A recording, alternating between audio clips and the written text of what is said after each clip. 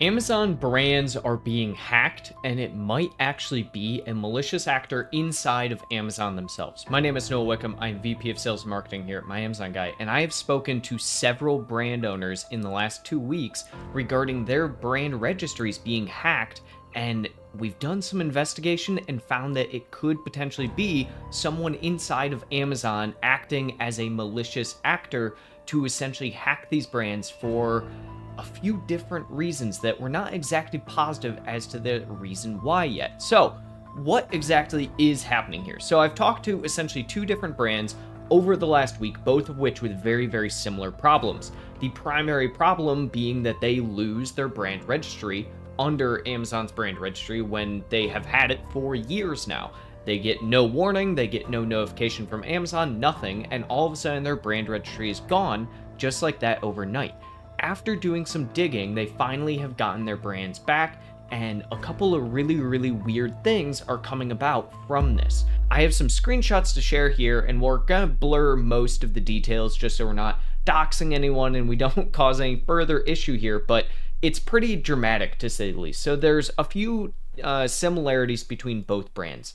The first one here, so we can actually look, and we can actually see here that essentially it attaches the brand itself to a new merchant token and a new seller central in India. So that is the primary thing, is that all of these are happening within the Indian marketplace under Amazon for both accounts that I have seen this happen on. And after doing a little bit of digging, we find essentially the seller central about the actual company itself. So we know the company is actually in India. It's an actual company that is being done. You'll notice the actual city, Pune City. So after doing some digging, I decided to look into what is this company, who owns it, and who is it about. And after figuring a few things out, we went to LinkedIn, and we actually found this profile. And again, we're going to essentially hide some primary details just so we're not doxing anyone here. But we found this person who is also in Pune, as you can see, and essentially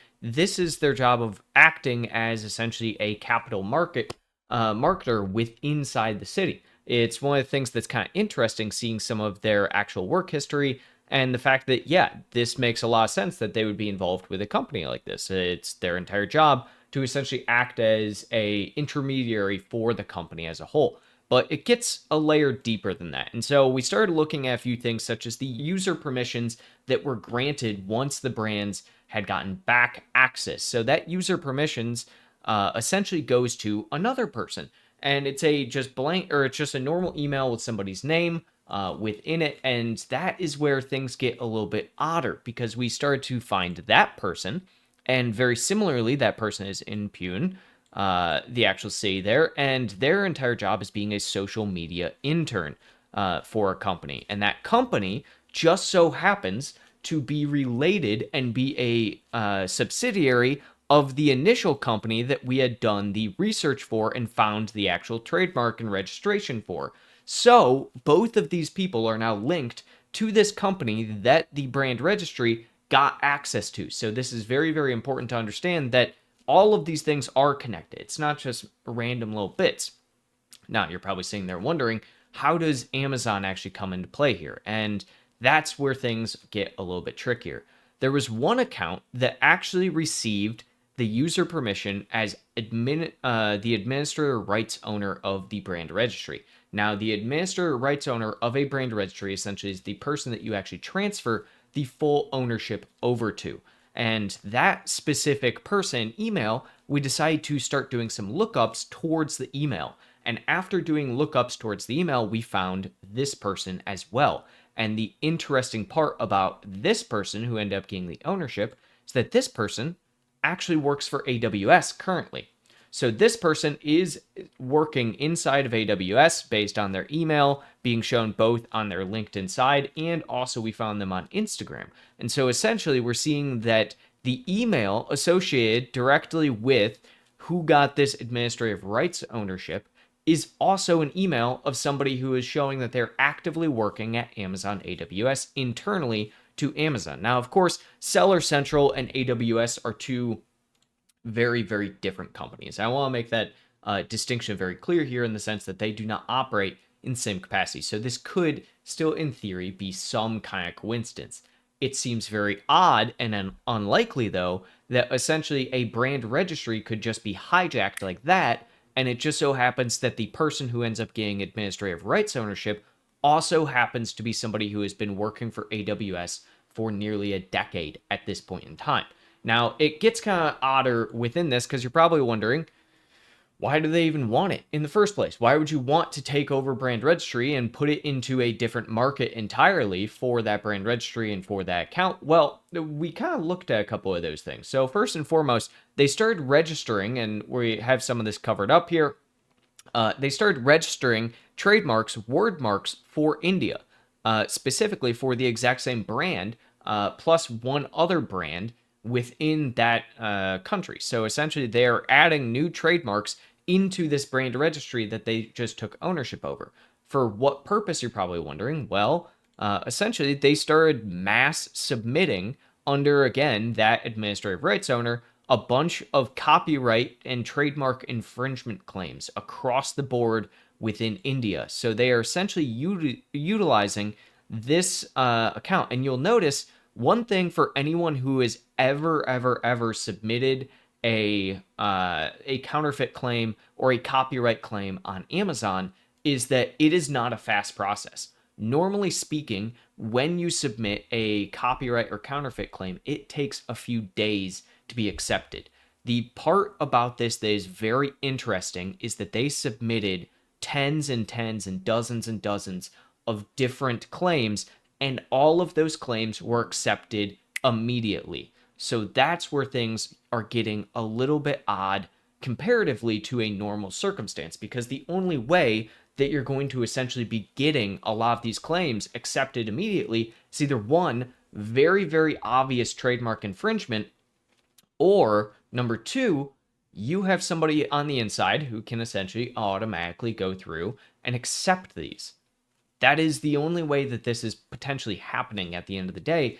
Anyone who has ever submitted a trademark or copyright complaint on Amazon knows that this is not fast process and knows that the IP claims do not happen just immediately at the end of the day. Amazon has to review it, then Amazon will hit you with the IP claim or hit the seller with the IP claim. In this circumstance, they were seeing that these claims were being submitted, and then within hours, they were being accepted by Amazon, which is not the status quo at all. So, few things just kind of recap here. Essentially, we have brand registries. They're being taken over with no notice from Amazon whatsoever. No notifications, no emails sent saying, hey, do you approve of this happening? No notification to the actual brand owner whatsoever. That brand registry is now being transferred over into another Seller Central account as well. And that Seller Central account is in the India marketplace. From there, the person who owns the company, that India marketplace, or at least is registered to it, also happens to be in the same area that one of the user accounts is added as well. And the person who is a user account is the social media marketing intern for, again, the company or a company that is a subsidiary of that Seller Central account. Now, secondarily to that, the person who got the administrative rights ownership for the account as a whole is part of AWS. Their email is linked directly. They're a part of AWS, and they have essentially been getting and submitting all of these different copyright and trademark infringements. Now, the question now remains, why? Right? So why is this happening? And we started to dig into it, and we think that essentially this is just something that black hat actors within certain marketplaces are doing right now to try and essentially be able to be the only competitor in the market. Now, for anyone who's ever submitted a lot of infringements whatsoever, you know that if any of them get denied whatsoever in a short period of time, that you risk your brand registry being taken away. So of course, if you're somebody who is essentially trying to get a bunch of infringements through very quickly, you probably don't want to use your own brand registry. So in this essence, these black hat actors, malicious actors, essentially come through and they take somebody else's brand registry, submit all the complaints, accept all of them on the back end, and then boom, now we essentially have a situation where they can't be linked to this, quote unquote, via their actual brand whatsoever. But obviously, that is not the case. We kind of dug down and we figured out, no, this absolutely can all be linked together if you take a little bit of time and dig into it. Now, at the end of the day, the question remains, how frequent is this happening? Again, I've talked to two separate brands that have had this happen within the last week, where essentially their brand registry is taken from them. They have zero idea what happened. Turns out, essentially, they have a malicious actor on the back end that ended up stealing it from them with no notification whatsoever. The second brand that I talked to about this, unfortunately, did not get as much information, as many screenshots as this first brand did.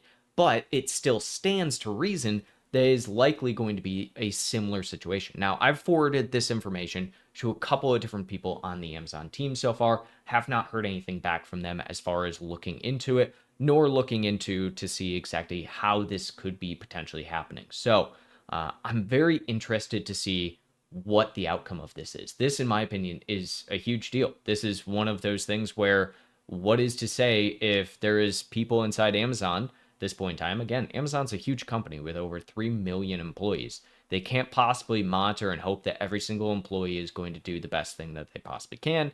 And employees who get essentially higher level access to do things like this and make very quick changes likely go undetected under the radar because no one is there to monitor and make sure that these things are happening. And then those same employees can basically be like, hey, this is something that, we fixed and we solved for you, right? Once they actually get the brand back to them. So I'm really happy to say that this brand got already solved.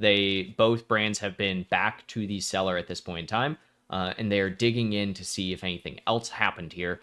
They're also going through and they are trying to make sure that any of those trademarks that were filed under their brand essentially are no longer filed and taking the necessary steps. But it begs the question at the end of the day, what's next? Is this something that actually will be resolved? Is this going to become more frequent for sellers? And are sellers, what recourse do they have at the end of the day? If you're somebody who doesn't have a contact inside Amazon, like the two people I talked to, or, someone where essentially you don't know what to do, you're going to be kind of stuck. So, if something like this is happening to you, or you have lost your brand registry, you don't know why you've lost your brand registry, reach out to us here at My Amazon Guy. We have tons of contacts direct inside Amazon to be able to solve problems like this all the time. We constantly see issues like this arise, and we're more than equipped to help you out if something like this does happen. So please feel free to reach out to us, and we'll help you in any way possible. If any other news pops up from this, or I see anything else come through, I will keep you guys informed.